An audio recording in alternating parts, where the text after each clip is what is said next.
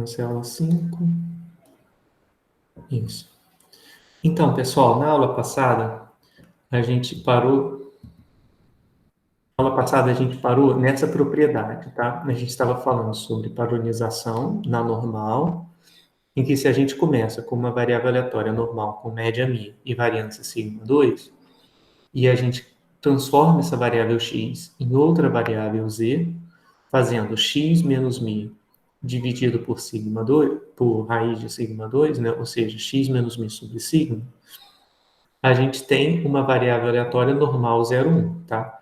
E a gente fez as continhas e mostrou que, de fato, o que se espera para z é 0 e a variância de z é 1. Então, se você subtrai da variável aleatória normal a sua média e divide pelo desvio padrão, o que você obtém é também uma variável normal, mas agora com média 0 e variância 1. Por isso chama padronização, porque você transforma uma variável que é normal, que não é padrão, numa variável aleatória normal padrão, tá? Bom, e aí a gente usou a padronização para verificar essa primeira propriedade aqui, ó, que a chance de que uma variável aleatória normal esteja... Isso aqui é claro, isso aqui é supondo x normal, tá? Não é supondo que x é normal. Então, a probabilidade de que x esteja a menos de 2 desvios da sua média é de 95%, tá? Então, o que eu quero dizer com essa expressão é o seguinte: aqui eu tenho a média, então eu quero que x esteja entre μ menos 2 sigma, então aqui está o μ menos 2 sigma, e aqui está o μ mais 2 sigma, tá? Então, olha, nota que essa distância é de 2 sigma e essa aqui também é de 2 sigma, não é isso? Então, olha o que a propriedade está dizendo. Que a chance de que x seja observado a, no máximo, 2 desvios de distância de μ é de 95%, ou seja, quase todas as observações que vêm de uma normal vão estar vão estar a 2 desvios de distância, né, ou no máximo 2 desvios de distância da média, tá? Então, por isso se chama desvio padrão, no caso da normal, né? É porque é o padrão de observar, né? O padrão é que a 2 desvios da média você observe no máximo 95%, aproximadamente 95% dos dados, né? Das observações que tem distribuição normal. E se você tomasse não 2, mas 3 desvios padrões, né? Esse intervalo ficaria maior, né? Porque seria μ menos 3 sigma, então ele iria mais para a esquerda, e aqui μ mais 3 sigma, ele viria mais para a direita, então o intervalo fica maior. Então a chance, né, a probabilidade associada àquele intervalo seria maior, seria de 99%, tá? Então isso aqui são propriedades conhecidas, né, da normal, das variáveis aleatórias normais. E aí coloquei um exemplo aqui para vocês para ilustrar essas propriedades. Então vamos lá. Nesse exemplo, eu vou considerar como x o comprimento em milímetros da pinça de um escorpião adulto dessa espécie, Scorpio maurus. E aí, a gente vai assumir que a distribuição de probabilidade de x, que é o comprimento da pinça desses escorpiões, aí é um desses comprimentos aqui, tá? Eu acho que eu estou imaginando que seja o maior deles. É uma normal com essa média e esse desvio padrão, tá? Tá em milímetros, tá, pessoal? Então, ó, primeira coisa, vamos tentar interpretar, né, biologicamente a distribuição que a gente está colocando aqui. Como esse primeiro cara aqui é a média, né? O que eu estou dizendo quando eu assumo que essa é a distribuição do comprimento das pinças? Eu estou assumindo que, em média, os escorpiões adultos dessa espécie têm a sua pinça medindo 4,49 milímetros ou 4,9 centímetros, tá bom? Então, essa é a primeira interpretação, tá? Só para não ficar uma coisa assim, meramente, tem uns números ali, mas eles têm Professor, uma interpretação. Oi, pode falar. você pode aumentar um pouco o slide? Tá, deixa eu ver. Melhorou? Tá bom. Obrigada. De nada. Vou um pouquinho mais para o lado. Beleza. Então, ó, o que eu estava dizendo era o seguinte, que a média de x é esse primeiro número aqui. Então, quer dizer que a média do comprimento, o comprimento médio das pinças desse escorpião, dessa espécie dos escorpiões adultos, é de 4,9 centímetros. E a variância é igual a 6, tá? 6 centímetros, 6 milímetros ao quadrado, tá? Isso aqui está medido em milímetros. Então, pessoal, com isso, a gente consegue fazer algumas interpretações. Por exemplo, ó, no primeiro item, né? A chance de encontrar um indivíduo com o comprimento da pinça medindo entre 44,10 e 55,89 é de aproximadamente 95%.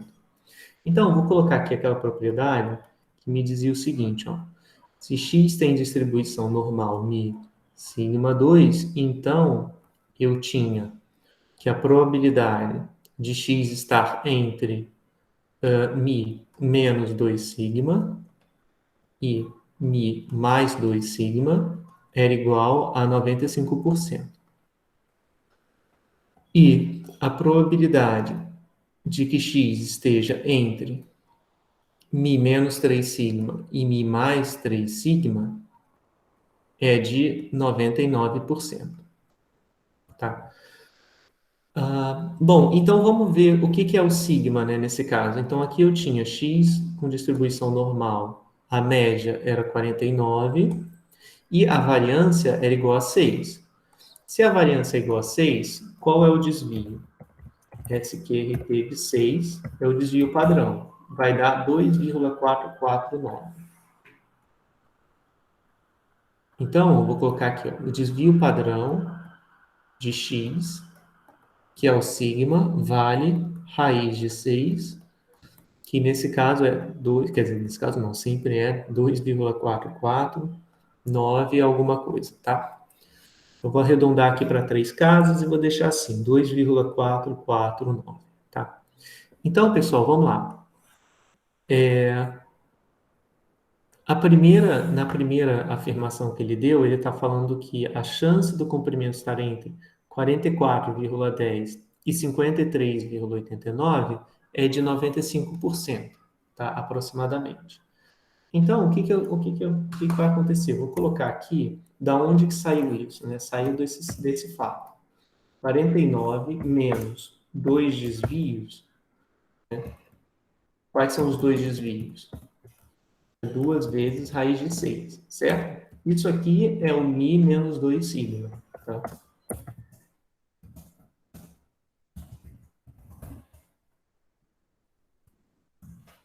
Deu 44,10, tá vendo? E o mi mais 2 sigma vai ser o outro número. Vou colocar aqui, mi mais 2 sigma.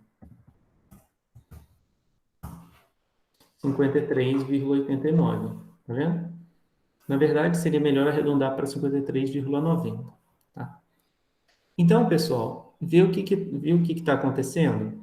Eu usei o meu desvio padrão, que era o 6, ou a minha variância 6, para transformar num desvio padrão e usar, é assim que eu interpreto esse segundo número, né? O primeiro é fácil, é a média, né?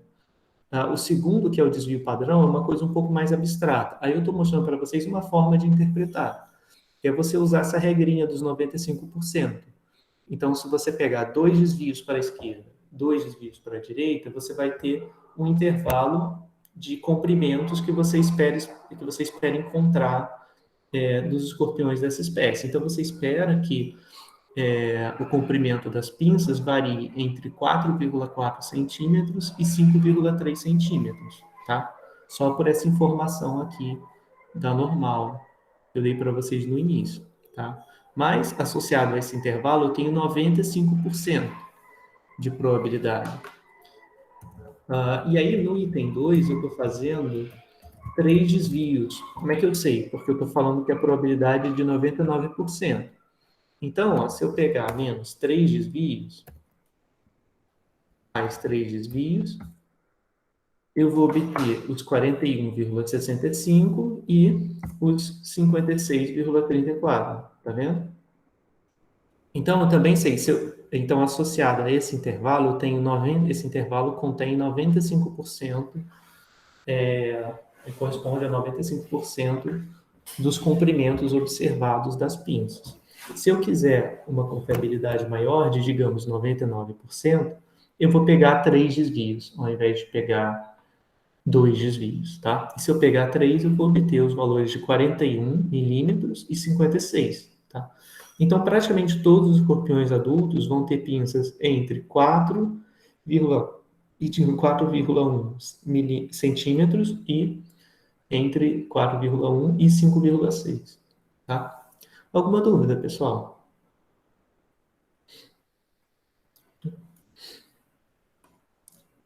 Então, eu vou fazer só mais uma observação, que é para poder, só para relembrar, né? A gente poderia fazer também, pessoal, ao contrário, a gente poderia pegar esses valores e calcular a probabilidade associada a um intervalo, tá? Como assim? Eu vou pegar esse segundo caso, então eu quero calcular a probabilidade de x estar entre 41,65 e 56,34, tá? E eu quero ver que de fato vai dar 99%. Eu já sei isso porque eu já provei lá atrás que 3 desvios para baixo, 3 desvios para cima vai dar a probabilidade de 99%. Mas eu também posso fazer aqui no R.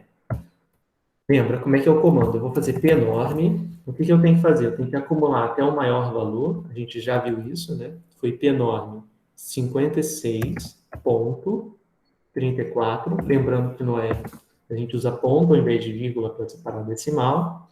Qual é a média? O terceiro parâmetro que tem que botar é média. 49 é a média. E o desvio é a raiz de 6. Lembrando que o R ele padroniza normal por média, ok? E por desvio padrão, tá? E não variância. Então, quando eu escrevo assim, quer dizer que a variância é 6. Quando eu passo para o R, eu tenho que passar o desvio, como sendo SQRT de 6, para que a variância seja 6 de fato, tá? E agora eu só subtrair P enorme de 41,65. 41,65, a média 49 e o desvio padrão é raiz de 6. Então, deu aproximadamente 99%, tá bom? É claro que é porque eu arredondei e tal, essas quantidades. Se eu não tivesse arredondado, eu teria dado mais próximo de 99, tá? Alguma dúvida, pessoal, nesse exemplo daí?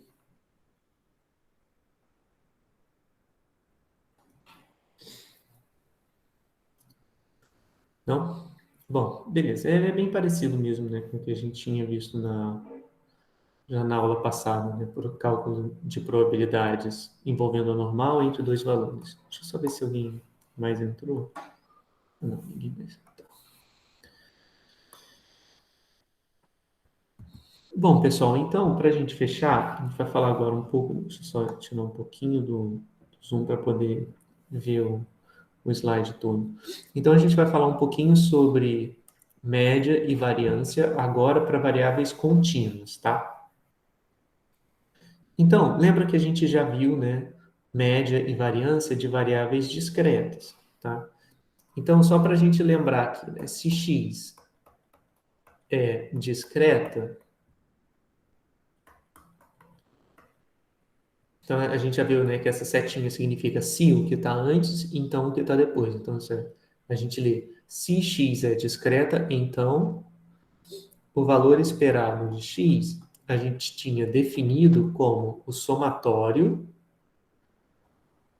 de todos os valores possíveis daquela variável aleatória x vezes a probabilidade de x ser igual a x, tá?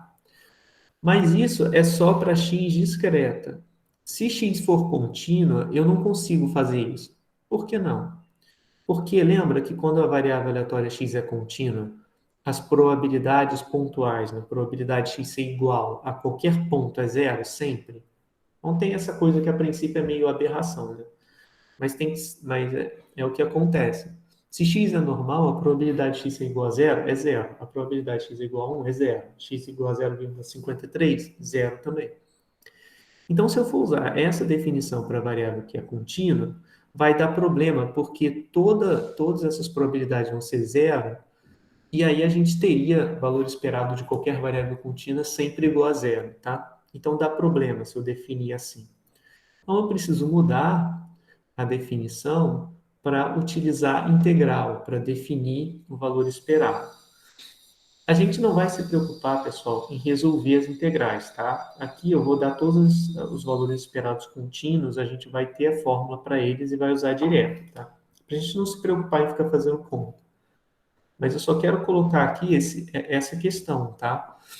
De que o somatório não vai fazer sentido mais, porque eu não posso colocar probabilidade de x igual a x, senão vai dar zero sempre, os valores esperados. Ao invés disso, o que eu vou fazer, pessoal? Ó, vamos ignorar a integral por enquanto. Então, o que está dentro aqui? X, e x também aparece aqui na definição para variável contínua. Aqui eu tenho a definição de valor esperado para variáveis contínuas. Então, aparece x aqui, então eu mantive essa parte.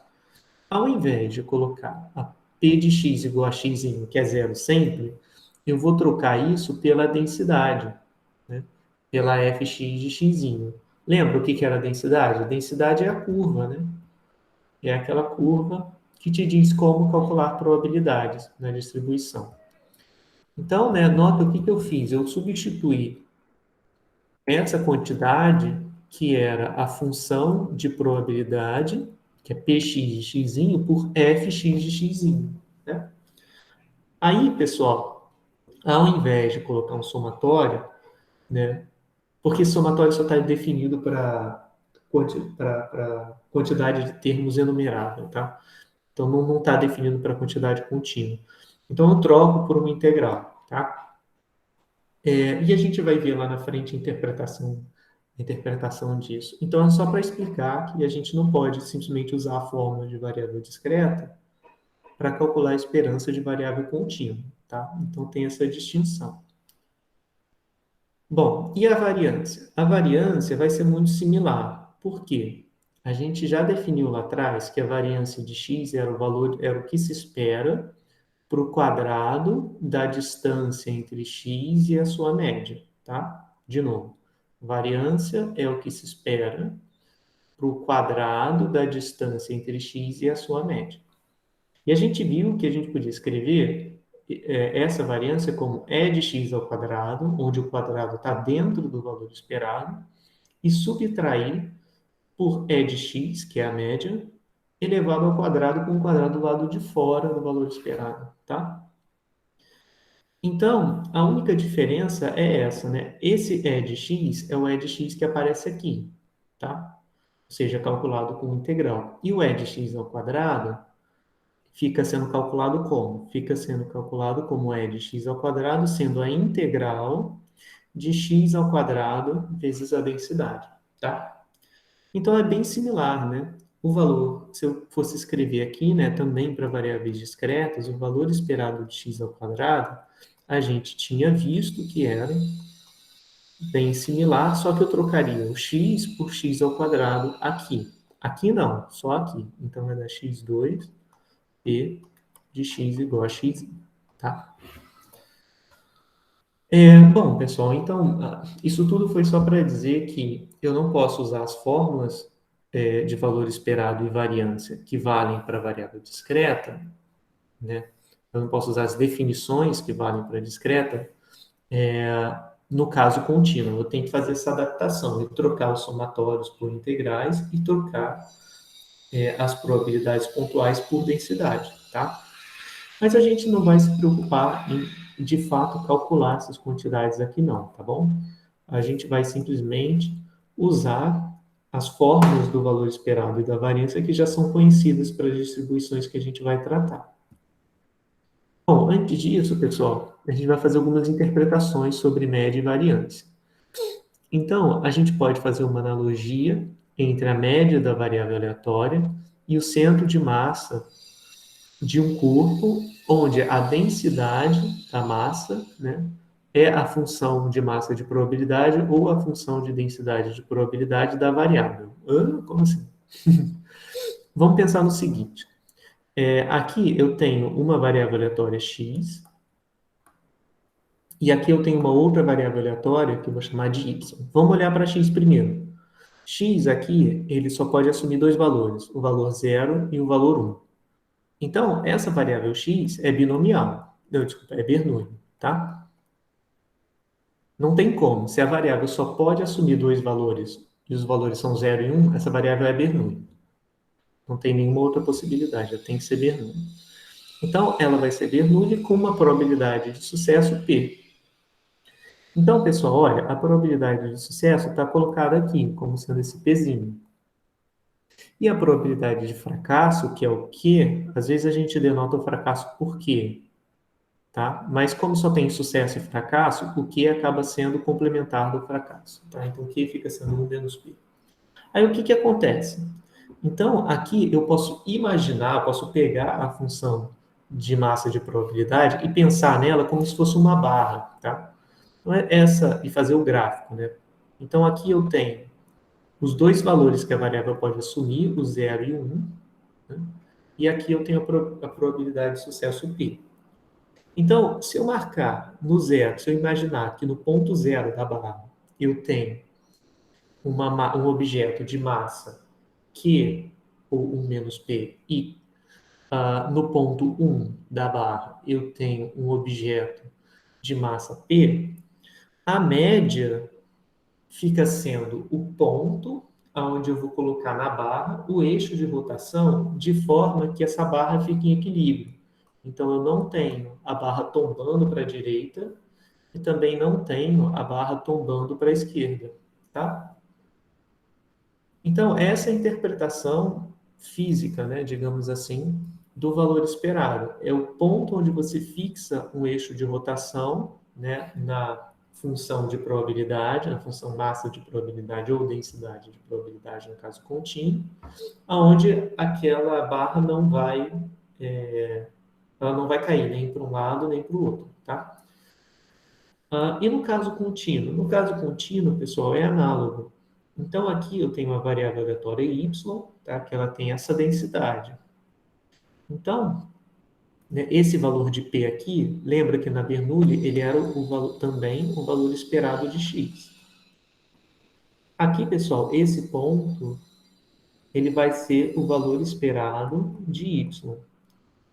Tá? E o que acontece? Nesse ponto, né, nesse ponto aqui, se eu imaginar agora uma barra aqui no eixo X, a curva de densidade, ela me diz de forma contínua como que é a densidade dessa barra. É como se eu tivesse, talvez fosse melhor eu ter notado dessa forma. É como se eu tivesse o seguinte, ó, aqui a densidade da barra é zero. E à medida que eu vou me aproximando desse valor 1, que é a moda, a barra vai ficando mais pesada. Você pode pensar como se fosse uma barra de argila, em que você vai colocando, em que ela fica mais gordinha no meio e depois ela vai ficando mais fininha, com menos argila. Onde a, a variação da quantidade de argila está sendo dada pela altura da densidade. Então é como se você tivesse algo assim, ó. Aí fica bem denso aqui, aí depois ele vai ficando menos denso, menos denso, menos denso, menos denso, assim sucessivamente. Então, é uma barra onde essa parte ao lado do 1, perto do 1, é onde a barra é mais pesada, não é uma barra de peso uniforme. E se você for equilibrar essa barra, aonde você vai colocar o eixo de rotação? Você coloca o eixo de rotação no valor esperado, tá? Então, essa é a definição do valor, essa é uma forma de você interpretar o valor esperado. Aqui, se você colocar aqui como eixo de rotação, essa curva não cai para a esquerda e também não cai para a direita. Se você colocar em qualquer outro valor, né, em qualquer outro lugar, um pouco mais à esquerda, um pouco mais à direita, ela vai tombar. Tá? Então, essa é a interpretação do valor esperado. Tá? Para variável contínua e para variável discreta, a gente também pode interpretar dessa forma. Tá? Bom, pessoal, e aí a gente tira algumas conclusões. Por exemplo, qual é a média de variáveis simétricas? Né? Então, se x é uma variável aleatória simétrica ao redor de μ, e o seu valor esperado é finito, tá, a gente não vai precisar se preocupar com essa condição de seu valor esperado é finito, porque quase todas as variáveis têm valor esperado infinito. Desculpa, tem valor esperado finito. Tá? Mas vão existir variáveis, algumas mais especiais, que não têm valor esperado finito, mas a gente não vai se preocupar com isso. Então, se x é variável aleatória simétrica ao redor de μ, então o valor esperado de x é μ. Tá? Por exemplo, ó, se a gente tiver o x como sendo normal, com média 49 e variância 6, como no caso lá dos escorpiões, o valor esperado é 49. Por quê? Porque se x é normal, ele é simétrico ao redor do primeiro parâmetro, que é 49. E aí, pessoal, como o x como essa densidade é simétrica, o que vai acontecer é que aonde eu vou botar o meu eixo de rotação para que essa curva não tombe para a esquerda nem para a direita? Tem que ser exatamente no meio, porque a variável é simétrica. Então, dessa forma, eu vou ter o mesmo peso para a esquerda e o mesmo peso para a direita. Então, não vai tombar, né? Então, vai ficar em equilíbrio e a curva não tomba. Então, isso é só para dizer que se a variável é simétrica ao redor de um valor, então o valor esperado tem que ser aquele valor. Tá? Tem que ser um valor aonde aquela variável tem o seu eixo de simetria. Tá?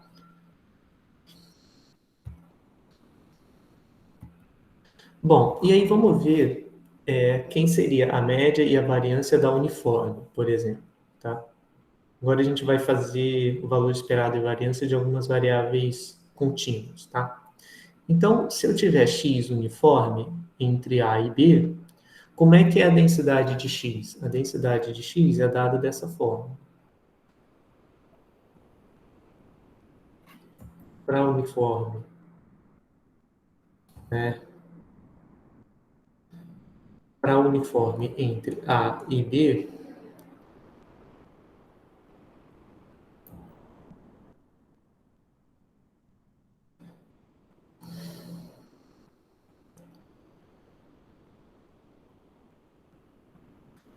né?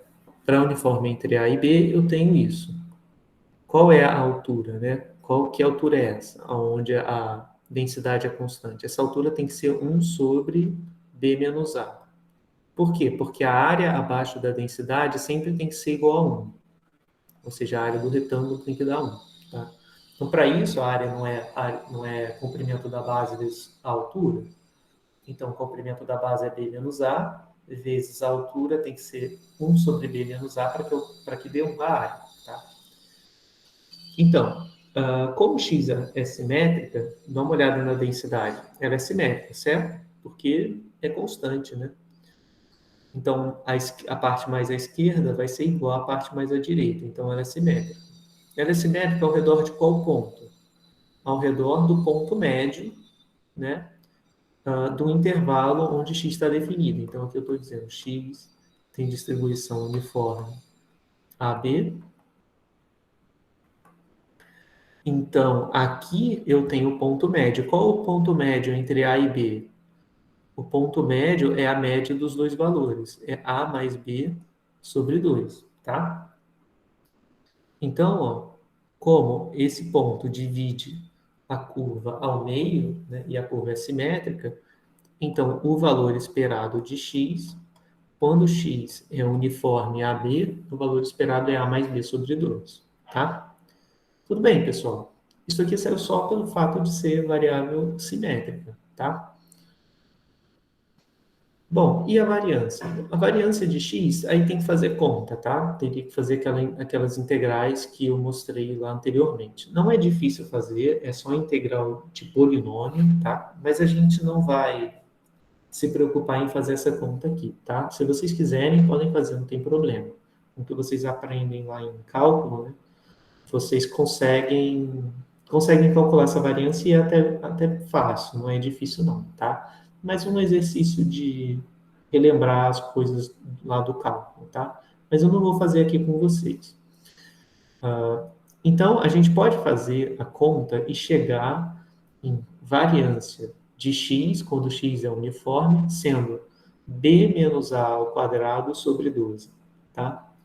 Então, pessoal, isso aqui fica como informação adquirida, tá? Vocês podem usar isso se for preciso em qualquer prova, qualquer lista de exercícios, tá? Essas expressões que dão valor esperado e variância das variáveis aleatórias contínuas, tá? Aqui no caso é de uniforme. Alguma dúvida, pessoal, nessa parte? Então, né? Eu fiquei com uma dúvida. Pode falar, pode falar.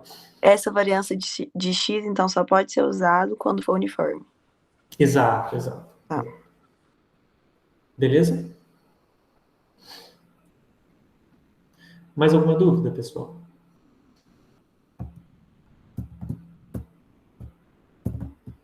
Bom, então, agora vamos ver o caso da normal, tá? No caso da normal, a gente falava o seguinte, né? Então, vamos começar com a normal padrão. Então, se a gente tem C tendo distribuição normal 0, 1, né? Pelo gráfico da variável normal, né, o gráfico era assim. Aqui estava o zero, o gráfico da função de densidade era esse aqui.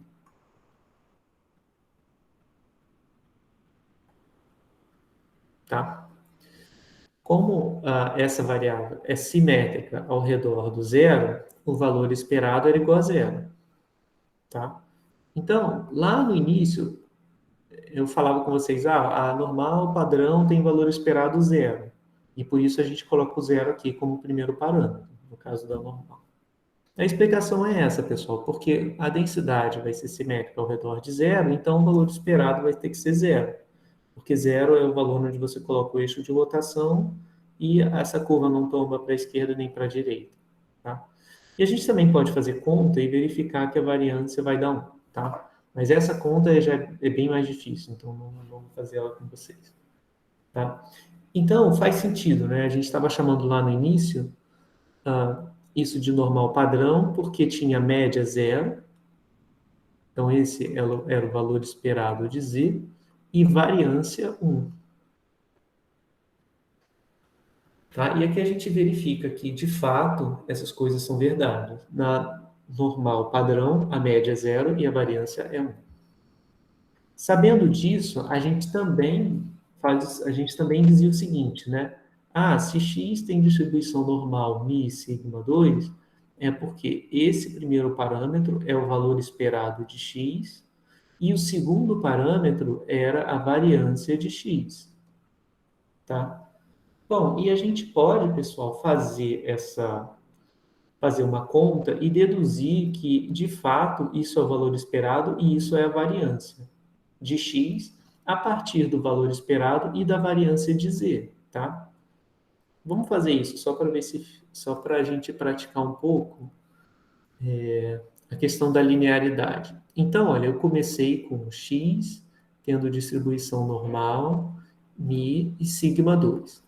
Então, quero verificar que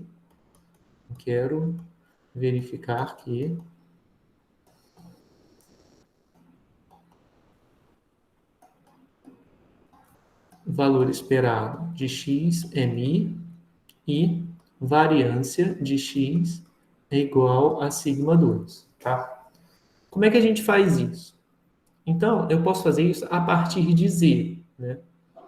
Então, se eu definir z padronizando x, né? Fazendo x menos μ sobre sigma, né? Isso aqui é o normal padrão e a gente já viu que isso vai ter distribuição normal 0, 1, né? Tá? Então, da mesma forma, se eu pegar essa relação, eu tiro o seguinte, ó.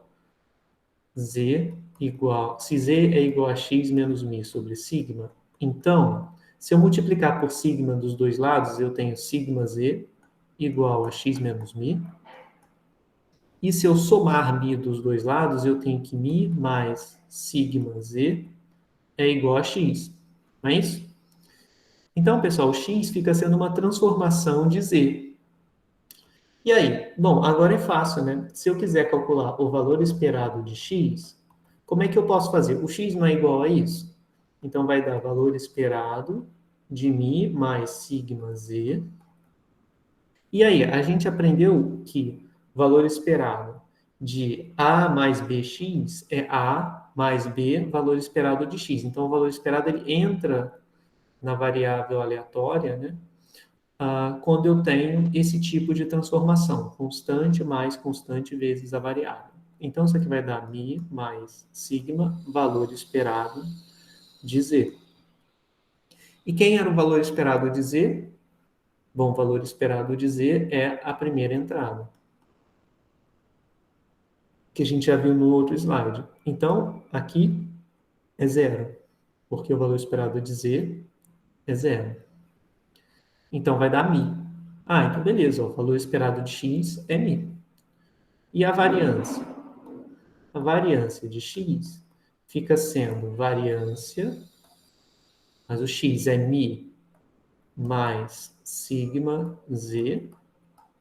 E a gente viu o seguinte, ó, isso aqui é uma variável aleatória, tá? Tudo isso, sigma vezes z é variável aleatória. E esse mi é uma constante que eu estou somando. Então, sempre que eu tenho uma soma de constante ou subtração de constante na variância, não altera a variância, né? Porque a variância é a dispersão. Se você somou uma constante, você pegou um gráfico que tinha uma tal dispersão e só deslocou ele mais para a esquerda ou para a direita, né? Então, a dispersão fica sendo a mesma. Então, a variância de constante mais variável aleatória é a mesma que a variância da variável aleatória. E a gente viu que se a gente quiser tirar uma constante multiplicativa da variância, ela sai ao quadrado. Então, vai dar sigma 2 var de z. Ora, quem é a variância de z? A variância de z é esse segundo parâmetro aqui, que é 1, né? Então, vai dar sigma 2 vezes 1, que é sigma 2, tá? Então, pessoal, dessa forma eu consigo mostrar que, de fato, o valor esperado de uma normal μ sigma 2 é igual a μ e a variância da normal μ sigma 2 é o sigma 2, tá? Então, essa é a continha que a gente faz para mostrar, né, que o valor esperado e a variância são os dois parâmetros que a gente coloca aqui na frente da normal, aqui dentro da normal, né, para caracterizar qual é a distribuição de probabilidade que a gente está falando. Tudo bem, pessoal, nessas contas? Professor, nesse caso, então, você estava fazendo essas contas para meio que provar que o valor esperado ia ser mi e a Isso, variância ia ser sigma ao quadrado. isso.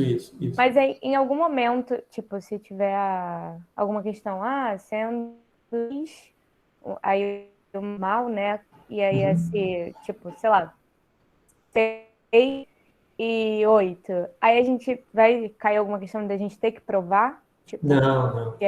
tá.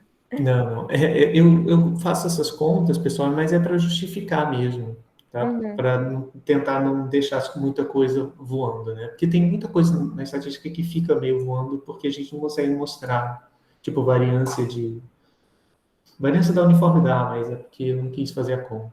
Mas aí, pelo menos, como isso dá para fazer, então a justificativa pelo menos fica dada, né? Mas vocês não vão precisar fazer demonstrações assim, não, tá? Talvez seja uma oportunidade mais da gente frisar essas propriedades aqui, tá vendo? De valor esperado de soma, valor esperado de combinação, né, de transformação afim, que é o nome disso, né? Constante mais constante vezes variável, se chama transformação afim. A gente vai treinando essas propriedades porque elas vão aparecer toda hora. Então, lá na frente, na hora de justificar alguma outra coisa, a gente vai precisar usar essas mesmas propriedades aqui. Aí é sempre bom, né, a gente usar essas propriedades porque a gente fica com elas na cabeça e lá na frente, quando for justificar alguma outra coisa, a gente pode usar de novo. Tudo bem? Tudo bem, obrigada. De nada. Mais alguma dúvida, pessoal?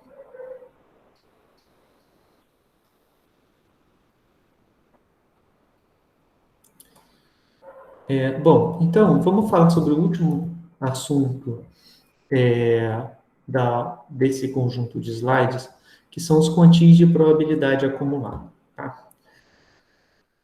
Bom, o quantio de probabilidade acumulada, ele está relacionado com o conceito de função de probabilidade acumulada, tá? Como o nome pode sugerir, né, de repente. Ele, na verdade, é uma operação inversa, né, da probabilidade acumulada. Como assim? Bom, vamos olhar aqui para a figura, né? Então, seja x uma variável aleatória contínua, e aí a gente vai definir como o quantio de probabilidade P. Tá? Então, associado a um contíguo, sempre tem um valor de probabilidade que está entre 0 e 1. Por exemplo, a gente pode falar do quantio de probabilidade meio, quantio de probabilidade 0,9, quantio de probabilidade 99%, tá? E assim sucessivamente. Então, associado ao quantio, sempre vai existir uma probabilidade. Bom, então vamos continuar lendo. Né? O quantio de probabilidade P, que é definido por QP, né? Por quê? Porque é o quantio, então a letra Q, associado à probabilidade P, então é QP, né? É o valor numérico que satisfaz o seguinte: probabilidade de x menor ou igual a QP igual a P. Como assim? Vamos ver na figura, tá? Para ver se faz sentido. Então, ó, o quantio eu estou definindo como esse valor. Tá? Como é que eu defino ele? Eu vou definir como sendo o valor tal que a probabilidade acumulada, aqui ficou faltando dizer que essa densidade era da variável aleatória x, tá? Então, a probabilidade acumulada na densidade de x até o ponto Q, ou seja, essa, essa parte aqui, ela está sendo representada pela área achurada aqui na curva, concorda? Porque é a área que eu pintei na densidade de x e que vai até o ponto QP. Então, o QP satisfaz o seguinte, ó. À esquerda do QP eu tenho P de probabilidade, tá? Então, pessoal, por exemplo, se esse P for 99, o valor de Pzinho, então o quantio vai estar bem aqui, né? Bem perto, bem mais para a direita, né? Se o P for 99, porque ele vai ter 99% de probabilidade à esquerda, tá? Se o P for bem próximo de zero, tipo 1%, então meu QP vai estar aqui.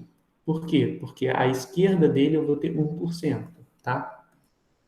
Então, pessoal, seguindo essa lógica, por exemplo, só para a gente ver se entendeu, quem seria o Q 0,5 nessa curva aqui?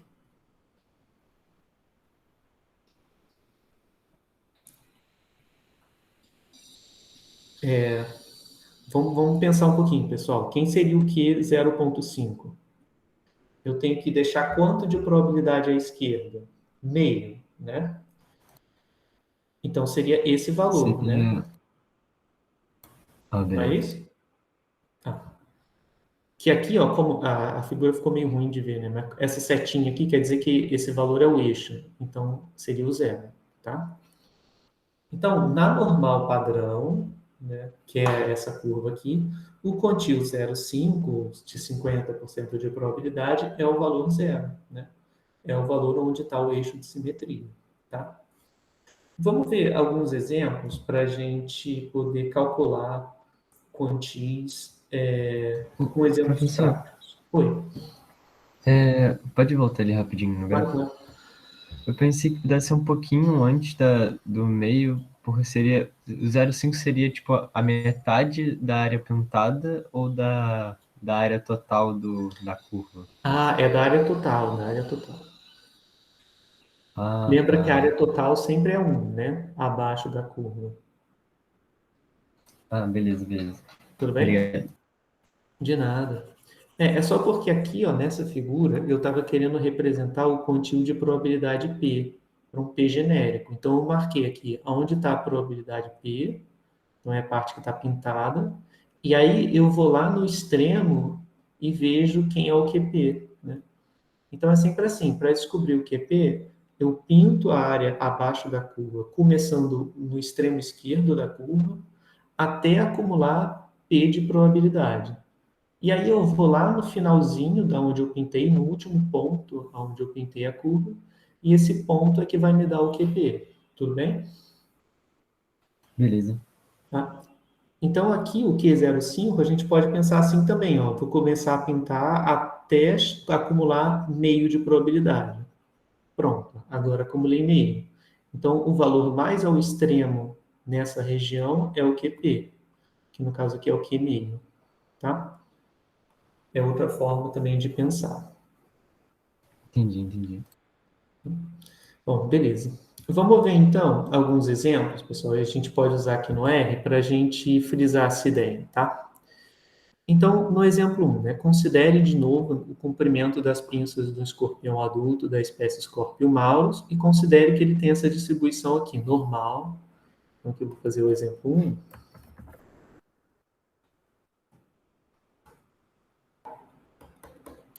Nesse exemplo, eu tenho x normal, a média é 49 e a variância é 6.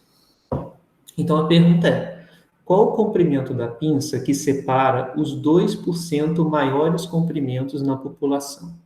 Bom, para fazer esse tipo de questão, pessoal, eu aconselho sempre desenhar gráfico da densidade. Então, primeira coisa, eu vou colocar aqui os 49 que estão no meio e o meu gráfico vai ter que ir até 49 como pico e depois descer. Tá? Vai ficar mais ou menos assim. Então, aqui está o x e aqui é a densidade, tá? Essa curvinha aqui em cima é a f de x. Tá? Então, vamos lá. Qual é o comprimento? A pergunta é, qual é o comprimento de pinça que separa os 2% maiores comprimentos na população? Então, a gente tem que lembrar que o comprimento é o que está no eixo x. Então, quais são os 2% maiores? Então, ó, vai ter algum ponto aqui que está bem perto, né? Que está bem à direita, em que esse ponto, que eu vou chamar de Q, vai separar os 2% maiores dos demais, né? Então, aqui estão os escorpiões, no 2% da população de escorpião, com as maiores pinças. Então, associado a essa região, eu tenho 2% de probabilidade. Porque 2% dos escorpiões caem aqui. E do lado esquerdo, eu vou ter 98% de probabilidade. Tá? Então, assim, pessoal, não tem erro. Agora, quem é o valor Q? Quem é o valor de Q? Né? O valor de Q satisfaz o seguinte: P de x menor ou igual a Q é igual a 0,98. Tá? Então, Q é o valor que satisfaz isso. Bom, como é que a gente faz isso, pessoal? Como é que a gente acha o valor de Q que satisfaz essa condição? Vou até puxar para cá para a gente poder usar lá o R.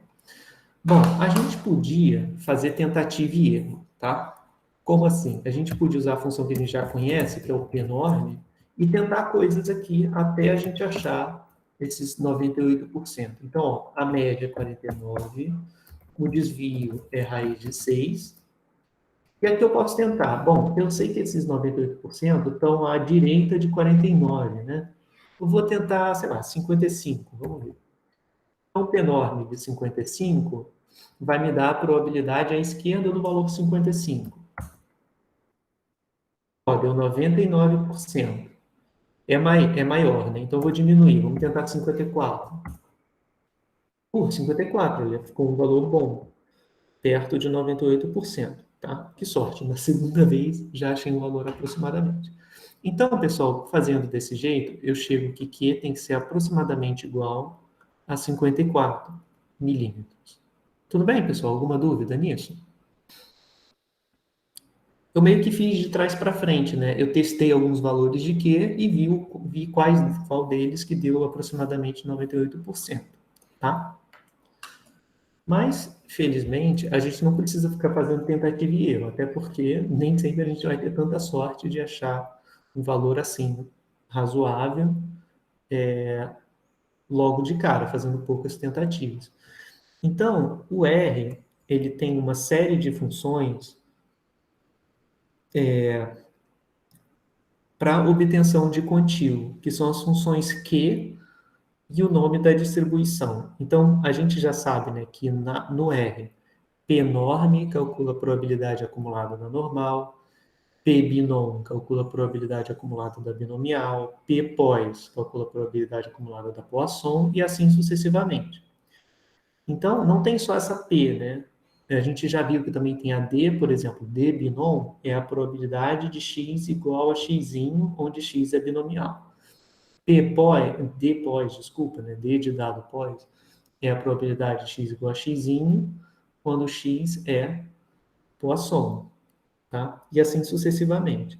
Então, tem uma série que chama Q, que é o Q norme. O que é o Q norme? O Q norme, ele vai te dar o quantio de probabilidade, né? Então, funciona da seguinte forma. Para o Q norme, você vai ter que especificar qual é a probabilidade acumulada que você quer usar para obter o quantio. No caso, a minha probabilidade é de 0,98. Então, vou colocar 0,98. Depois eu coloco a média e depois eu coloco o desvio, tá? Então, quando eu coloco o Q na frente, o que eu quero saber é o quantio. Eu quero saber qual é o quantio de probabilidade 98% na normal, com média 49, e desvio padrão raiz de 6, tá? Ou variância 6. Então, se eu fizer isso, vai dar aproximadamente 54, tá vendo? 54,03. Então, eu sempre posso fazer dessa forma mais direta, tá, pessoal? Que é pedir Q norme, e aqui dentro eu vou colocar, como primeiro argumento, eu coloco a probabilidade acumulada, tá? Então, como eu queria separar 2% de probabilidade à direita, então eu vou querer 98% à esquerda, e aí especifico no Q norme o quantio 0,98, a probabilidade 0,98. Tudo bem?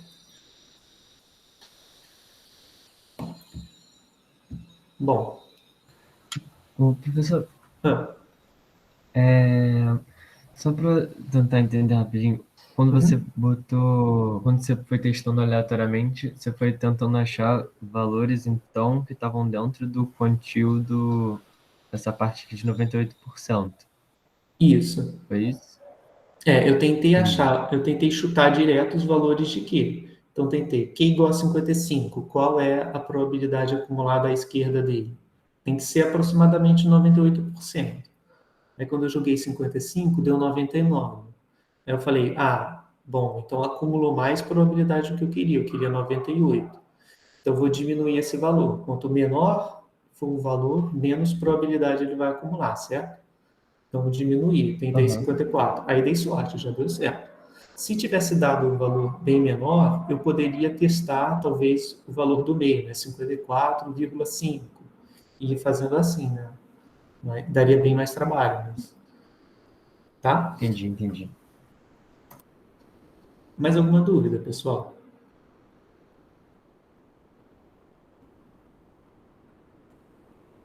Bom, vamos para o próximo exemplo, que a gente treina mais essa coisa do contínuo.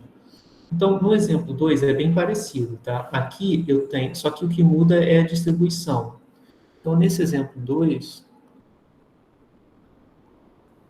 eu vou ter que x tem distribuição uniforme, 47, 51, tá? Então, eu estou dizendo o seguinte, o comprimento das pinças dos escorpiões varia entre 47 milímetros e 51 milímetros, tá? Não tem como ser um comprimento menor do que esse, ou menor do que esse aqui, ou maior do que esse, tá? Então, beleza. Se a gente definir o x dessa forma, qual vai ser o comprimento da pinça que separa os 2% maiores na população? Então, eu vou fazer a mesma coisa, né? Eu vou escrever aqui o gráfico da minha densidade. Aqui está o 47, aqui está o 51, e a minha densidade está aqui em cima.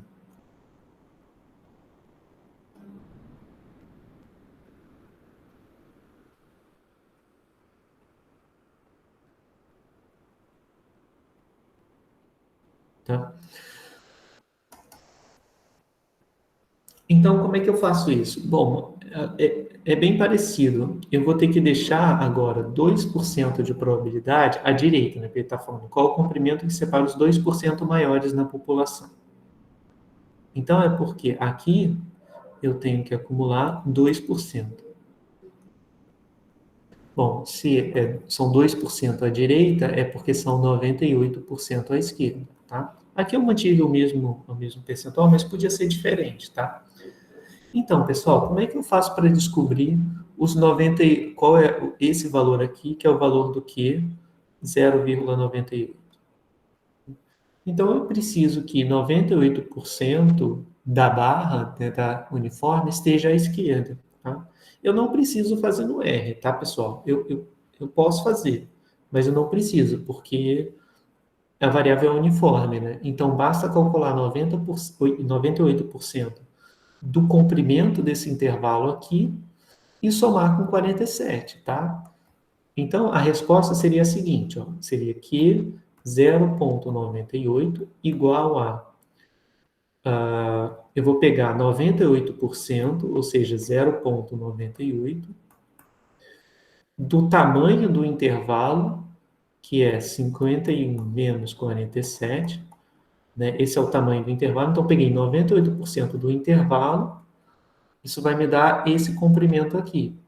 E se eu somar com 47, eu vou obter exatamente o valor do Qzinho, tá? Então, isso aqui vai dar 0,98, que multiplica 51 menos 47, dá 4, mais 47. Isso aqui vai dar 3,92, se não estou enganado, mais 47, que deve dar 50,92, tá? Ficou bem coladinho com 51, certo? Tem que ficar mesmo, porque vai deixar 2% de probabilidade à direita. Vamos olhar no R, porque o R faz isso direto para a gente, tá? Se a gente não pensar assim na hora de colocar essa expressão e fazer essa conta, a gente também pode fazer no R. Então, o R tem a função Q unif, né? É bem parecido com a normal, só que ao invés de botar Q enorme, você bota Q unif, que vem da uniforme. Então, ó, eu vou querer 98% de probabilidade acumulada à esquerda do pontil, né? Quem é? Aí na uniforme tem dois parâmetros, o que é o parâmetro da esquerda, que é o 47, e o parâmetro da direita, que é o 51. E deu 50,92, como a gente fez aqui. Alguma dúvida, pessoal? Então, o processo é bem similar, mesmo que mude a distribuição, tá? Só o que vai mudar é o que vem depois do que. No caso da uniforme, você escreve unif. No caso da normal, você escreve norm, tá? E muda também os parâmetros. Então, porque na uniforme não são os mesmos parâmetros da normal, né? Eles têm interpretação diferente. Mas o raciocínio é o mesmo, tá? Alguma dúvida nessa conta do exemplo 2?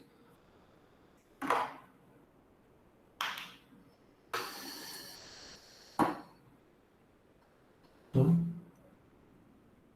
Tá, então aqui só para registrar, deu 50,92 e no da normal ali do exemplo 1 deu 54,03.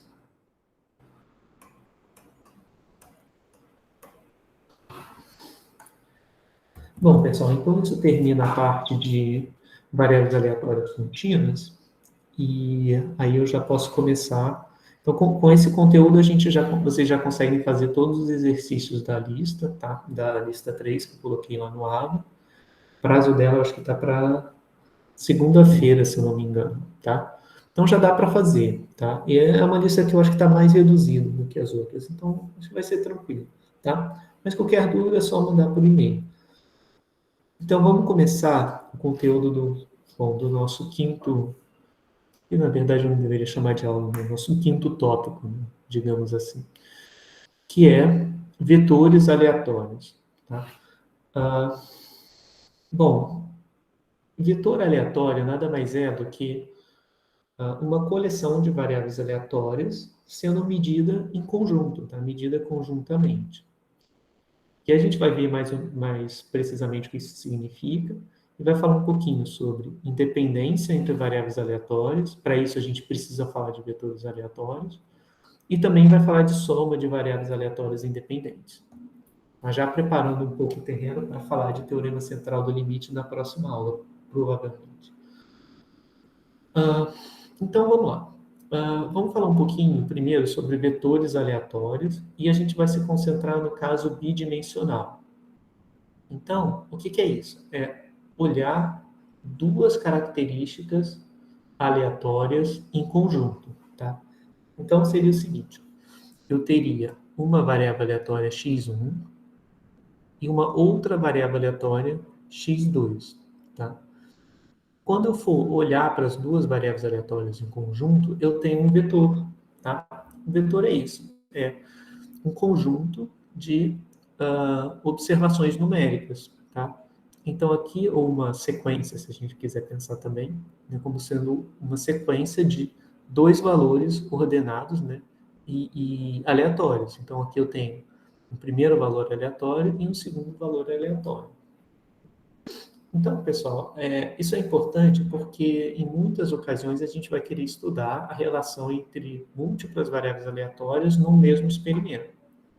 Por exemplo, na medicina, a gente pode avaliar a efetividade de um tratamento, né, tomando várias medidas por paciente. Por exemplo, a gente pode ver a pressão arterial, frequência cardíaca, as taxas de colesterol e entre outros, né? E se a gente analisar em conjunto essas, digamos, três características, né, pode ser que conjuntamente elas forneçam mais informação do que as medidas separadamente. Por exemplo, um indivíduo com pressão arterial alta e taxa de colesterol alta, isso me dá um conjunto de informações diferente do que se eu só saber a pressão arterial dele, ou só saber a taxa de colesterol. Tá? Então, eu sempre vou angariando aí mais informação, tá? Para tentar tirar conclusões acerca daquele paciente. Né? E na genética, a gente também pode estudar a relação entre marcadores genéticos e uma doença em particular, né? Talvez relacionado a uma certa doença que tenha fatores genéticos envolvidos, não baste olhar para simplesmente um gene, né? Vou ver qual é o gene que está relacionado a essa doença. Às vezes esse questionamento nem faz sentido, pode ser que seja um conjunto de genes, e quando você observa um determinado grau de expressão conjunta dos genes, é que você tem a tendência maior de observar a ocorrência daquela doença. Tá? Então, pode ser importante a gente considerar em conjunto, né, mais de uma observação sobre aquela unidade que a gente está estudando.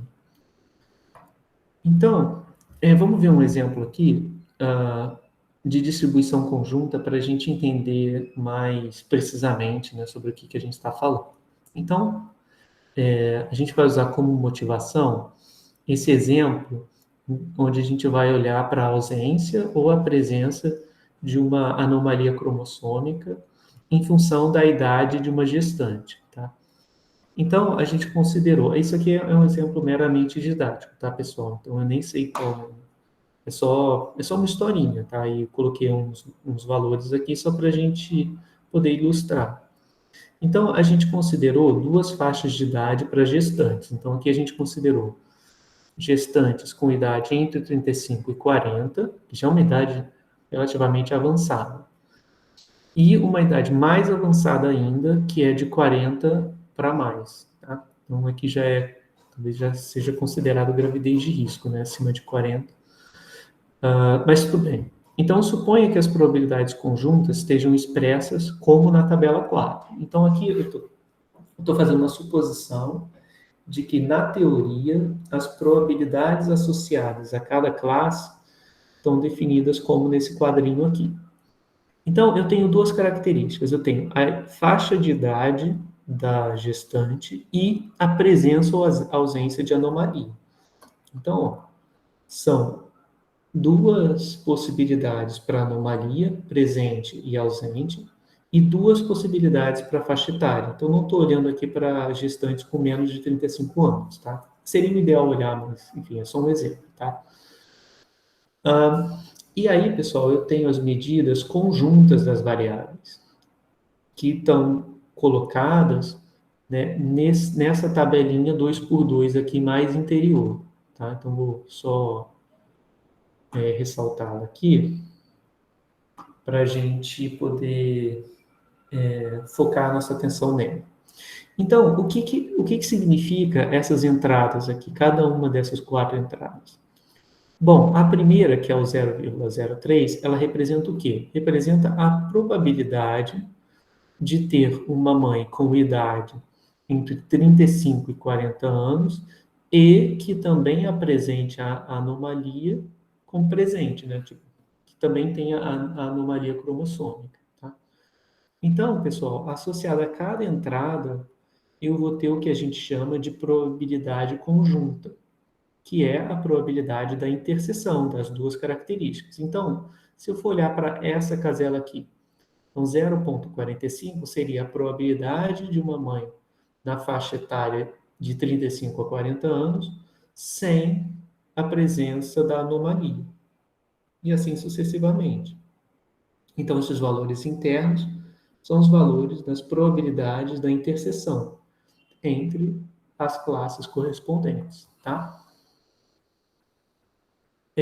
E se eu for olhar para o lado de fora, tá?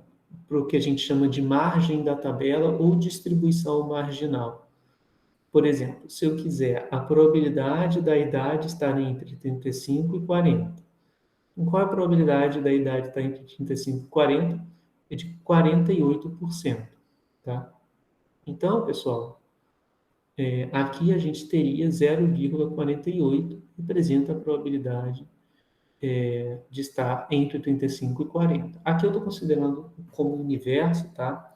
De idades acima de 35, então não estou considerando idades abaixo. Tá? Então, por isso que quando eu somo a probabilidade de estar na primeira faixa com a segunda faixa, está dando 1, tá? Mas não quer dizer que não existam mães ou gestantes com menos de 35 anos. É só porque eu restringi o meu espaço amostral a contar apenas as mães acima de 35, tá? Então, pessoal, a gente tem que, na margem da tabela, eu tenho as probabilidades de cada característica isoladamente, tá? Sem ser em conjunto com a outra. Então, aqui, ó, eu tenho a probabilidade de presença da anomalia. E aqui eu tenho a probabilidade de ausência da anomalia, sem levar em conta a idade, a faixa etária, tá? E aqui do outro lado eu tenho as probabilidades das faixas etárias, sem levar em conta a presença ou não da anomalia, tá? Então, aí aqui, enfim, são só os exemplos, né? A probabilidade da anomalia ser presente é só olhar aqui 4%. A probabilidade da idade está entre 35 e 40, 48%. E a probabilidade da idade estar entre 35 e 40 e a anomalia presente é 0,03, tá? Beleza? Então, vamos lá, vamos para o próximo slide. Aí aqui eu só estou definindo de forma mais precisa o que eu falei com vocês, né? Que a gente tem as distribuições marginais, que estão à margem da tabela, ou seja, são essas distribuições aqui. E elas dizem respeito a cada uma das características das variáveis aleatórias isoladamente, sem levar em conta a outra. Então, as marginais elas são obtidas somando a distribuição conjunta por coluna ou por linha. Então, ó, qual é a probabilidade de eu ter a idade entre 35 e 40? É só somar a idade entre 35 e 40 nas mães, nas gestantes que têm anomalia com as que não têm anomalia, né? Então, quando eu somar esses dois, eu vou obter 0,48. Se eu somar esses dois aqui, eu vou obter 0,52, tá? Então, as marginais são obtidas como somas ou das colunas ou das linhas, tá?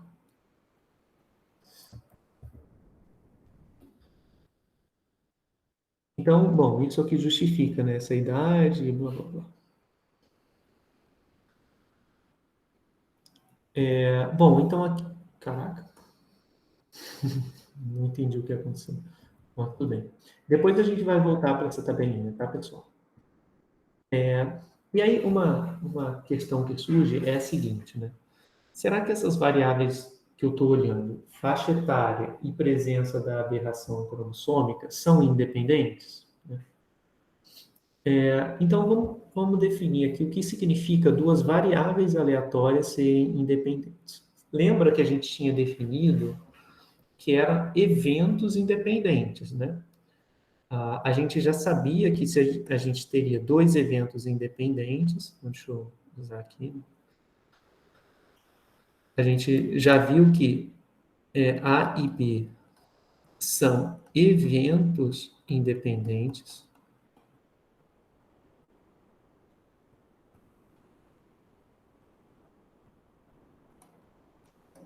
São eventos independentes.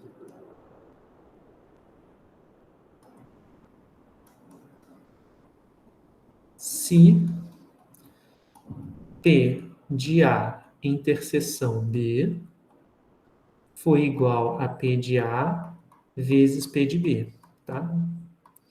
Então, a gente já conhece a noção de independência para eventos. Agora a gente vai falar sobre independência de variáveis aleatórias, é uma coisa diferente, tá? Essas duas coisas estão interligadas da seguinte forma. Eu vou dizer que duas variáveis aleatórias, x e y, são independentes se a probabilidade de x pertencer a A e, lembra que essa vírgula aqui significa e, ou interseção, tá? Então, a probabilidade de x pertencer a A e y pertencer a B é igual a P de x pertencer a A vezes P de y pertencer a B, tá? Ou seja, o que significa x pertencer a A? Isso é um evento, né? É um evento relacionado à variável x. E o y pertencente a B é um evento relacionado à variável y. Tá? Então, x e y são independentes se isso aqui vale para quaisquer eventos A e B. Então, qualquer evento que envolva apenas o x precisa ser independente de qualquer evento que envolva apenas o y. Tá?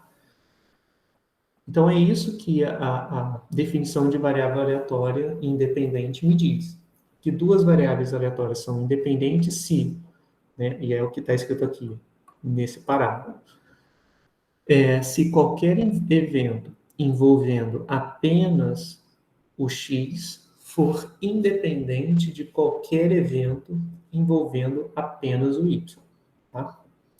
Então, essa que é a ligação entre independência de variável aleatória com independência de eventos.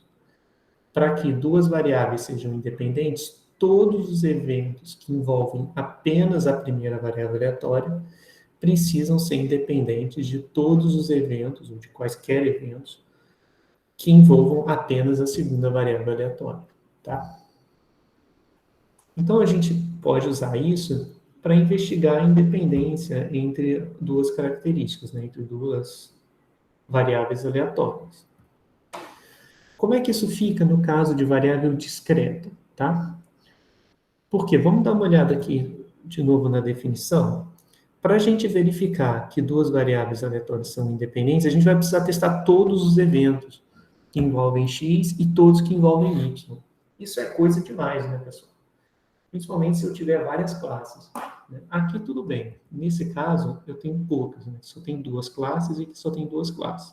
Mas se eu tivesse várias classes, né, várias classes de idade, e, bom, anomalia eu só vou ter presente e ausente mesmo. Eu teria muitos eventos para calcular. Né? Porque aqui seriam todos os eventos. Então, pode ser bastante coisa. Ao invés disso, se eu tiver variáveis discretas, eu tenho que não vai ser preciso olhar para todos os eventos, tá? Vai bastar olhar para igualdades, tá? Então, se eu tenho variáveis aleatórias discretas x e y, essas variáveis são independentes se p de x igual a x e y igual a y igual a p de x igual a x vezes p de y igual a y. Então, ó, o evento mais geral, né, x pertence a A, foi substituído pelo evento x igual a x. E o evento, né, a notação mais geral, y pertence a B, foi substituída por y igual a y, tá? Então, isso quer dizer que, se eu tiver variáveis discretas, eu não preciso olhar para todos os eventos, basta olhar só para os eventos unitários, né, ou seja, para as igualdades. Então, se eu puder decompor p de x igual a x e y igual a y como produto p de x igual a x vezes p de y igual a y, beleza. X e y vão ser independentes, tá? Em outras palavras, isso é o mesmo que dizer que x e y são independentes se a função de massa de probabilidades conjunta for o produto das marginais, né? Porque vê se não é isso, né? Aqui eu tenho a conjunta, que é a probabilidade envolvendo x e y conjuntamente, se fatora como produto das marginais, né? Lembrando que a marginal é a distribuição da variável isolada, sem a presença da outra, né? Se a gente for voltar para isso, no caso do meu exemplo, né, eu teria a idade como sendo x, a anomalia como sendo y. Então, o que eu teria que fazer? Eu teria que decompor, se eu tivesse, né, o p de x igual a x e y igual a y, seria um desses valores aqui de dentro. Então, se o x for igual a 35,40 e o y for igual a presente, então eu vou estar nessa casela. Então, eu teria esse como 0,3. Tá? E aí eu teria que verificar, é igual a p de x igual a x, que quem seria x igual a x seria o quê? Seria 0,04 vezes p de y igual a y. Quem é y igual a y? 0,48. Tá? E aqui eu tenho 0,03. Então, pessoal, se x e y são independentes, eu teria que esse 0,03 teria que ser igual ao produto 0,04 por 0,048, tá? Então, eu vou colocar aqui, ó, x e y independentes.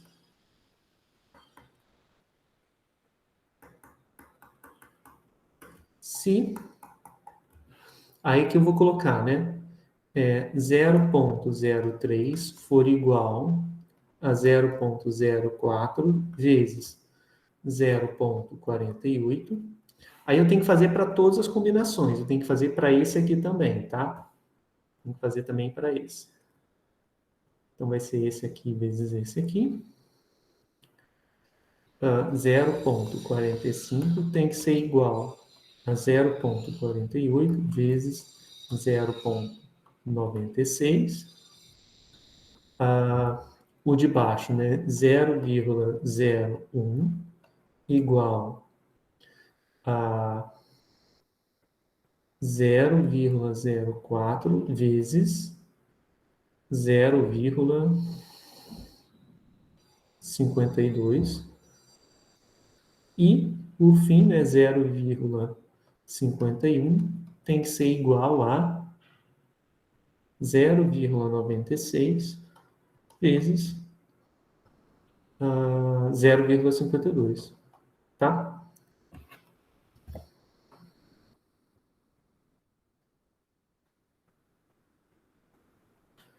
Então, aqui eu estou colocando p de x igual a x e y igual a y, que são os valores do meio da tabela.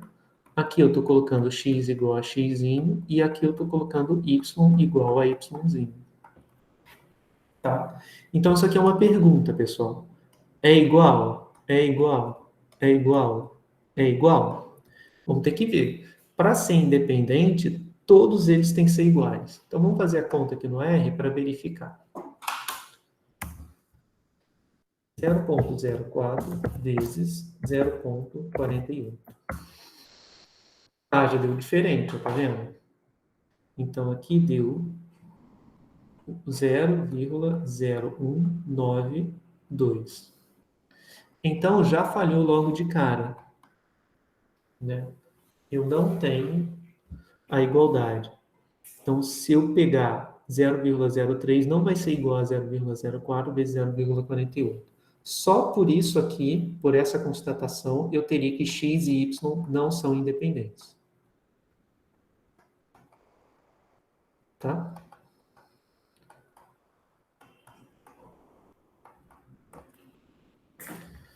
Eu poderia prosseguir, tá? E fazer umas contas. Então, vamos ver. 0,48 vezes 0,96. Então, aqui vai dar 0,4608. Aqui embaixo, 0,04 vezes 0,52, 0,0208. E aqui, por último, né, eu vou ter 0,96 vezes 0,52. Vai dar 0,4992. Então, pessoal, olha, não coincidiu nada, né? Nenhuma delas. Bom, mais força ainda, né, para afirmar que x e y não devem ser independentes. Alguma dúvida?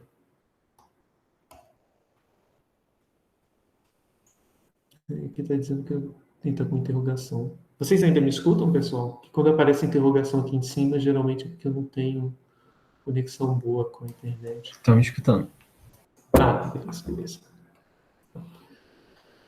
Bom, então, pessoal, a conclusão é que a idade e a presença da anomalia não são independentes, tá? A gente vai ver que existe uma série de poréns na hora de tirar essa conclusão que eu estou tirando aqui com vocês, tá? Quando a gente chegar mais para o final do curso e a gente for falar de testes para independência, a gente vai voltar nesse assunto, tá?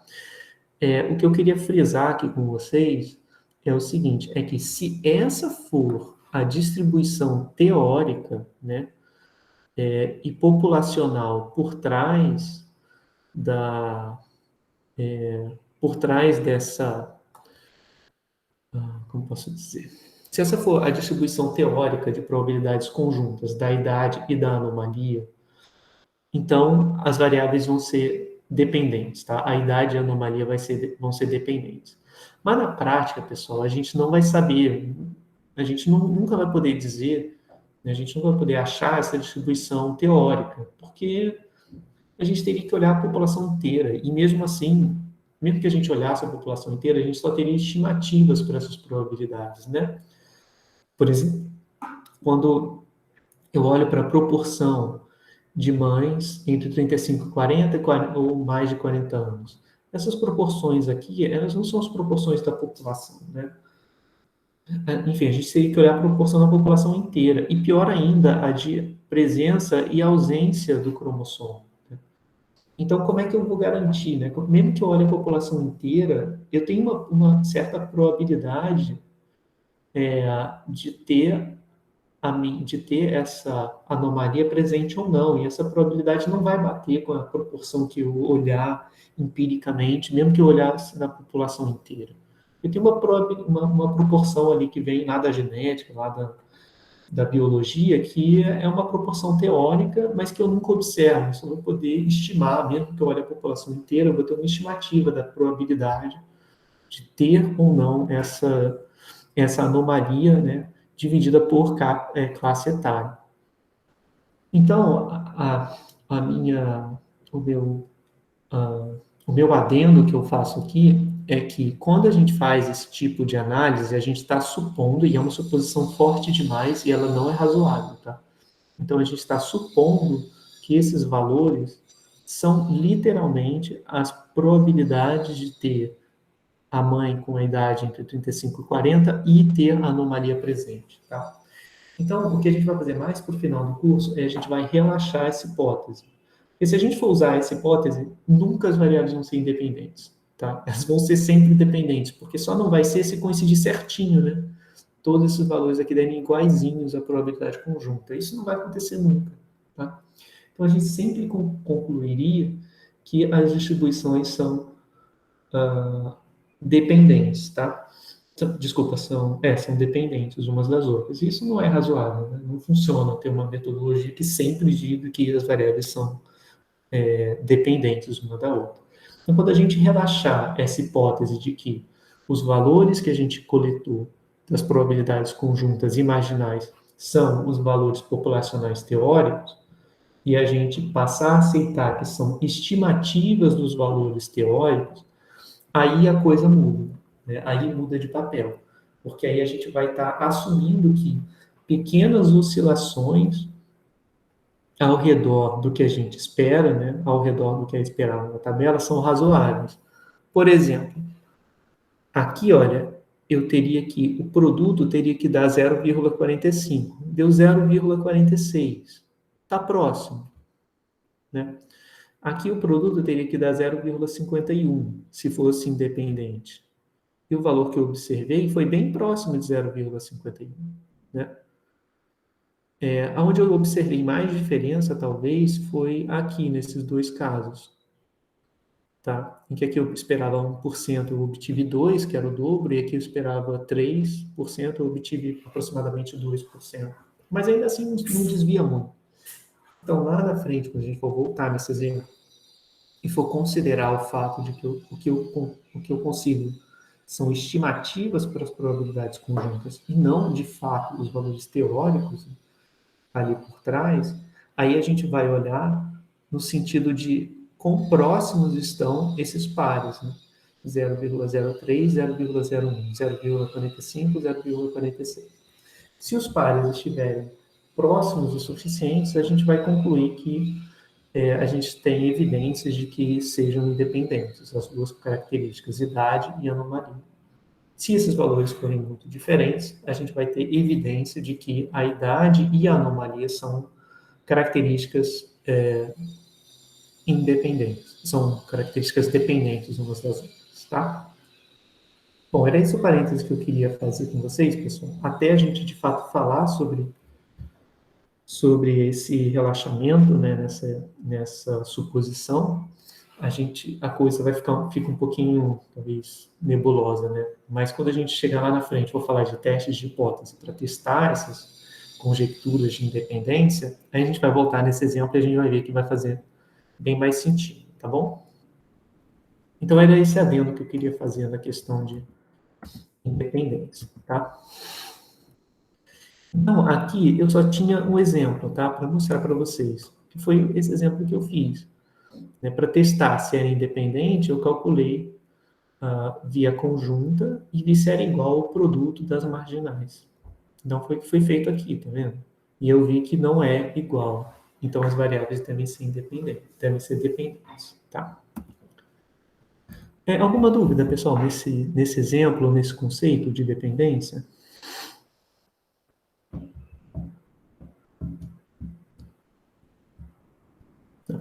Vão ter alguns casos em que a gente vai poder dizer exatamente, tá, se é dependente ou independente, mas tipicamente esses casos são meio chatos, é tipo coisa de jogar dado, que você consegue calcular exatamente as probabilidades conjuntas.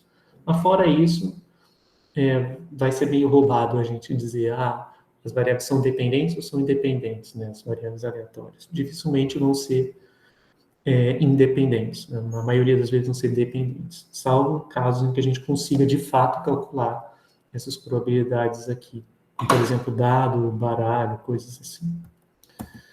Bom, pessoal, a gente estava falando de independência porque eu quero falar de somas de variáveis aleatórias para a gente fechar a aula de hoje e começar falar sobre a parte de inferência na aula que vem, tá? Não sei se vou conseguir fechar a parte de somas de variáveis aleatórias, porque, né, depende de como rolar aí os próximos 10 minutos, mas pelo menos vai dar para avançar mais alguns slides e concluir na aula que vem, mais tardar, né?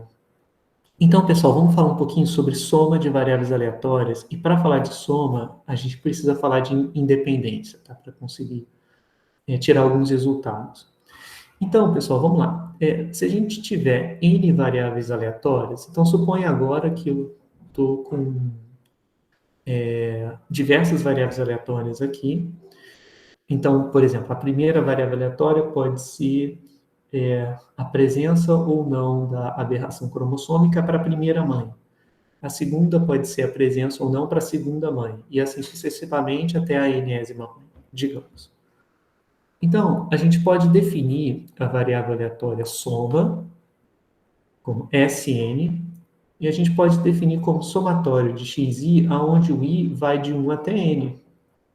O que isso representa no caso das mães? Representaria quantas mães eu tive na amostra que apresentaram a aberração, tá? Em geral, a soma de variáveis aleatórias vai ter uma interpretação, ela vai significar alguma coisa. Nesse caso, significa a quantidade de mães na amostra que apresentou a aberração cromossômica, tá? Então, as somas de variáveis aleatórias, elas aparecem em vários contextos, tá? Por exemplo, elas aparecem quando a gente quer fazer a média de observações no experimento. Porque o que é a média? A média é a soma dividido por n, né? Então, se eu somar n observações num experimento e dividir por n, eu obtenho a média. Então, se eu quiser calcular médias, eu vou precisar calcular somas. Então, vai ser importante a gente olhar para a distribuição das somas. E também quando eu quero quantificar efeitos que são cumulativos, né? Por exemplo, se eu estou fazendo minha medição, né, de algum experimento, e aí eu vou decompor os tipos de erro que eu posso obter.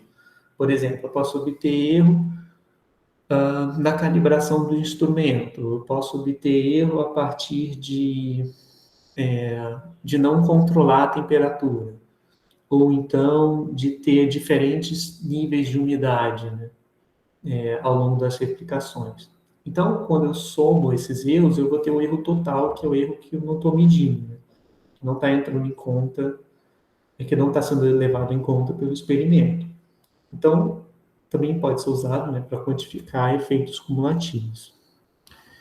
E aí, pessoal, uma questão que vai ser importante é de determinar a distribuição de probabilidade da soma a partir da distribuição de cada xi. E, de modo geral, não é fácil fazer isso, porque eu preciso de informações sobre a dependência ou independência das observações. Por exemplo, então, eu vou colocar aqui um exemplo um pouco mais teórico, mas vamos supor que eu tenho duas observações, x1 e x2. Essas duas observações são variáveis aleatórias. A primeira delas tem distribuição binomial N1P1. E a segunda tem distribuição binomial N2P2, onde P1 é diferente de P2. Se isso é verdade, qual é a distribuição da soma x1 mais x2? A soma, será que a soma é, vamos dar alguns palpites, binomial N1 mais N2, P1 mais P2? Não. Por quê? Se o P1 for 0,9 e P2 for, sei lá, 0,8, na hora de eu somar aqui vai dar 1,6, que é impossível, né? Eu não posso ter uma probabilidade maior do que 1. Então, não pode ser isso, né? Será que ela vai ser o máximo entre... Aí eu posso fazer várias perguntas, né? N1 mais N2, e será que a probabilidade de sucesso é o máximo entre P1 e P2? Também não. Então, de fato, isso aqui não está fechado, tá? Isso aqui não tem uma distribuição bonitinha fechada. A gente até consegue calcular quem é a distribuição, mas dá trabalho, não vai ser binomial. Então, meu ponto é o seguinte, não tem uma regra geral para a gente achar qual é a distribuição da soma das variáveis aleatórias a partir das distribuições individuais. A gente só vai conseguir fazer isso em alguns casos bem particulares. E é isso que a gente vai ver nos próximos slides, tá? Bom, Professor, no último slide, por que tem os 2 pontos depois do SN? aqui. Isso. Ah, tá. Isso é só uma forma de dizer é definido como, né? Então, 2 pontos igual quer dizer definido como. A gente pode botar só igual, tá? Mas, em geral, a gente coloca com 2 pontos quando a gente escreve aquela variável pela primeira vez e define ela. Então, Sn é definido como a soma dos dos n valores de x, né? Tudo bem? Beleza, valeu. Tá? De nada.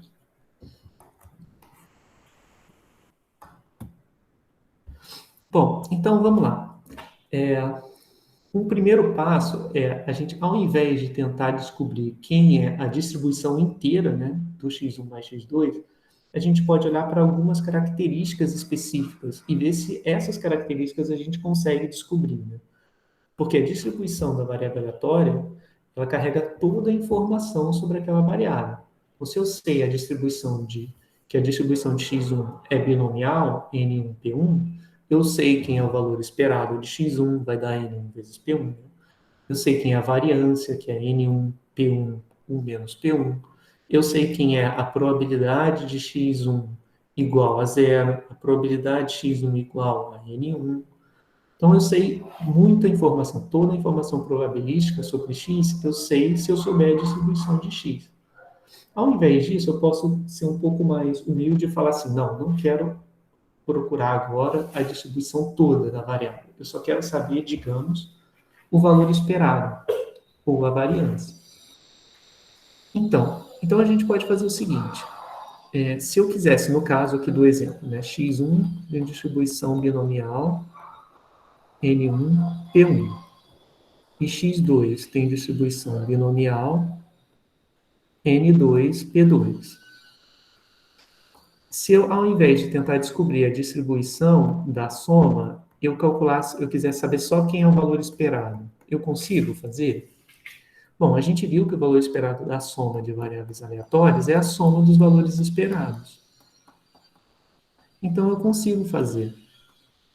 Por quê? Quem é o valor esperado de x1? É n1, p1. E quem é o valor esperado de x2? É n2, p2. Então, isso vai dar n1, p1 mais n2, p2. Tá? Essa formulazinha, pessoal, do NP, a gente viu lá no início, quando a gente falou sobre distribuição binomial, tá? A gente viu que o valor esperado era o número de tentativas vezes a probabilidade de sucesso. Então, sim, né, a gente consegue calcular quem é o valor esperado da soma de variáveis aleatórias, se a gente souber quem é o valor esperado de cada uma delas. Então, esse é o primeiro passo, é a gente olhar para quem é a esperança da soma e quem é a variância. Só um instantinho. Oi, Sarinho. Mas não presta seu celular. Ah, ele está plugado ali. Obrigada. Pega lá. Então, pessoal, a gente pode achar o valor esperado da soma decompondo como soma dos valores esperados. Obrigada, papai. De nada. Então, a gente tem o seguinte. De forma mais geral, se eu tivesse constantes, a gente já vê essa propriedade, né? E eu tiver o somatório de constantes multiplicando as variáveis aleatórias, o valor esperado viria para cá para dentro, né, do x. Então, daria somatório das constantes vezes o valor esperado. E se as variáveis fossem independentes? Aí a gente teria o seguinte, que a variância da soma das combinações seria a combinação das variâncias, só que na hora que eu for tirar a constante da variância, ela vai sair ao quadrado, tá? Então, a variância é um pouquinho mais chatinha. Por quê? Porque eu preciso que elas sejam independentes, as variáveis aleatórias, e para isso eu estava falando de independência lá atrás. Para o valor esperado, não. Para o valor esperado, eu não preciso que as variáveis sejam independentes para fazer essa decomposição. Mas para a variância, eu preciso. E além disso, eu tenho que lembrar que se tiver constante multiplicando, essa constante tem que sair ao quadrado, tá? Deixa eu ver o que eu tenho no próximo slide. Esse próximo slide, ele é legal, mas eu acho que vai precisar de mais tempo, hein? Não faltam só 10 minutos. Vamos fazer o seguinte, pessoal, eu vou terminar a aula de hoje por aqui, e na aula que vem a gente faz o exemplo e termina de falar sobre somas de variáveis aleatórias, tá bom? Então a gente se vê na aula que vem, e depois disso eu já dou continuidade com o próximo conteúdo, tá? Não vou parar por aqui hoje. Alguma dúvida, pessoal?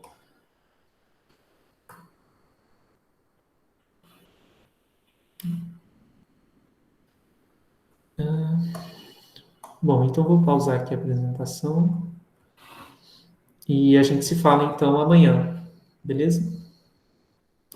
Tchau, professor. Bom dia. Tchau, tchau, pessoal. Bom dia para Tchau, vocês. professor. Obrigado. Bom dia. Falou.